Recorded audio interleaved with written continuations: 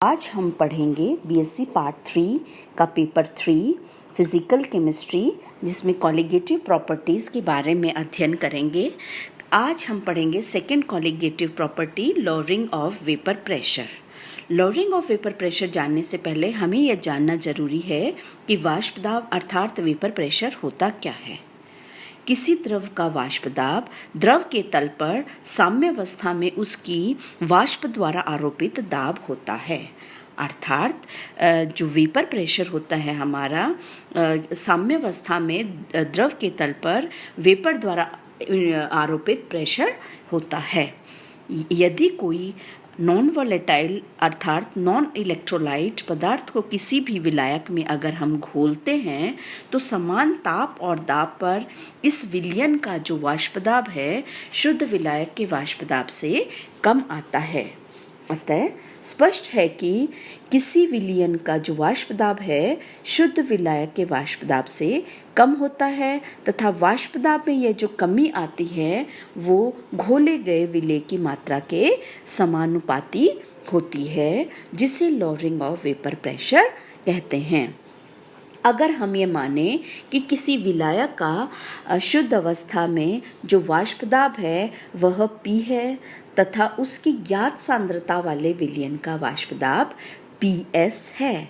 PS अर्थात vapour pressure of solution. तो इसके जो वाष्प दाब में अवनमन है अर्थात lowering of vapour pressure will be P minus PS होगा। वाष्प दाब अवनमन को सर्वप्रथम गेलुसाक ने कुछ कार्य किया तथा उसके पश्चात 1848 में वॉन बेबो तथा वुलनर ने मैक्सिमम कार्य किया।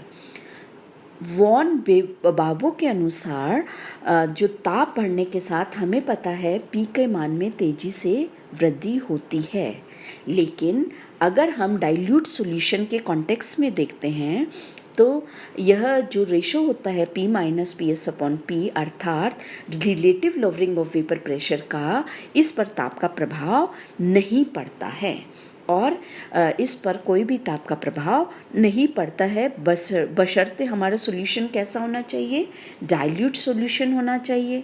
और आपको पता है कि डाइल्यूट सॉल्यूशन ही हमारा आइडियल सॉल्यूशन होता है। अर्थात हम अगर बात करें विलेय द्वारा शुद्ध विलायक के वाष्प दाब अवनमन में कमी तथा शुद्ध विलायक के वाष्प दाब के अनुपात को हमने क्या कहा है, relative lowering of vapour pressure कहा है। और इस relative lowering of vapour pressure का सांद्रता के साथ संबंध में राउल्ट ने 1887 में एक नियम दिया जिसे राउल्ट का नियम कहते हैं। राउल्ट के नियमानुसार एक अवाष्पशील विलेय को घोलने पर विलायक के वाष्प दाब का जो अपेक्षित अवनमन है विलेय की मूल भिन्न के बराबर होता है। अर्थात आप कह सकते हैं कि relative lowering of vapour pressure जो है आपके सोल्यूट के मोल भिन्न के बराबर होता है। अगर हम विलेय की मोल भिन्न को small n upon small n plus capital N से रिप्रेजेंट करें, यहाँ स्मॉल n तथा कैपिटल N क्रमशः विलेय और विलायक के मोलों की संख्या है। और इसी तरीके से हम विलायक की जो मोल भिन्न है उसको capital N by small n plus capital N से रिप्रेजेंट कर सकते हैं।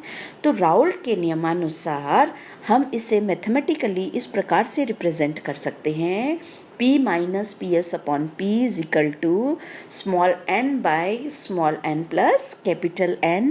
अर्थात relative lowering of vapour pressure solute के मोल भिन्न के बराबर होता है।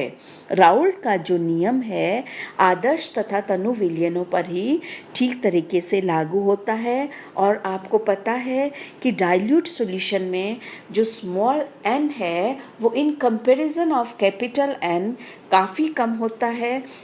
If small n is very very much lesser than capital N तो हम स्मॉल n को क्या है, नेग्लिजिबल मान सकते हैं।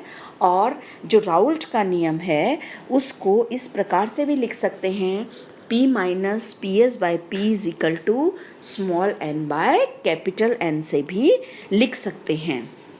अगर हमारा सॉल्यूशन जो है डाइल्यूट नहीं है तो उस कंडीशन में हमें P minus P S upon P is equal to small n by small n plus capital N ही लिखना होता है।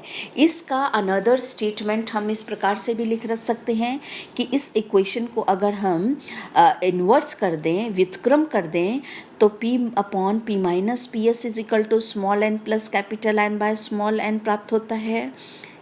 इसमें आप इसको 1 plus capital N by small n भी लिख सकते हैं, और इस n को 1 को हम अगर लेफ्ट हैंड साइड ले आएँ तो हम P upon P minus P S minus 1 is equal to capital N by small n भी लिख सकते हैं, और लेफ्ट हैंड साइड को हम एलसीएम लेकर सॉल्व करते हैं तो हमें प्राप्त होता है P S upon P minus P S is equal to capital N by small n, और इसको अगेन हम अगर व्युत्क्रम कर दें तो हमें यह समीकरण P minus P S upon P S is equal to small n by capital N प्राप्त होती है। This is also another statement of your Raoult's law. अर्थात दूसरे शब्दों में हम कहें कि राउल के नियम से यह स्पष्ट है कि वाष्पदाब का जो अवनमन है विलेय के मोलों की कुल संख्या पर अर्थात अणुओं की कुल संख्या पर निर्भर करता है। अतः वाष्पदाब का अवनमन एक कॉलिगेटिव प्रॉपर्टी है। कॉलिगेटिव प्रॉपर्टी वे प्रॉपर्टीज होती हैं, आप सभी को पता है, जो अणुओं की संख्या पर निर्भर करती हो।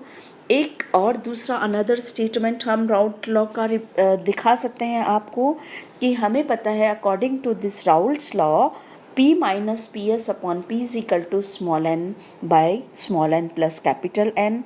इस समीकरण के दोनों तरफ के समीकरण को अगर हम एक में से घटा दें तो 1 minus P minus P S by P is equal to 1 minus small n upon small n plus capital N, और इसे अगर हम एलसीएम लेकर सॉल्व करते हैं so we will get here P S upon P is equal to capital N upon small n plus capital N, और इस capital P को हम राइट हैंड साइड में ले आते हैं so we will get here P S is equal to P into small capital N by small n plus capital N।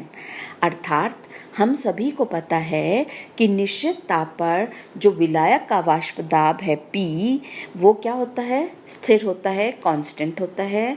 तो इस इक्वेशन को हम इस प्रकार से भी लिख सकते हैं कि P S is proportional to capital N by small n plus capital N। अर्थात जो है पी एस हमारा क्या है, विलयन का वाष्प दाब है, और capital N upon small n plus capital हमारा क्या है, विलायक का मूल भिन्न है। तो इसे हम मैथमेटिकली या इसे हम रिटर्न में इस प्रकार लिख सकते हैं कि किसी विलयन का वाष्प दाब उसमें उपस्थित विलायक के मोल भिन्न के समानुपाती होता है। अर्थात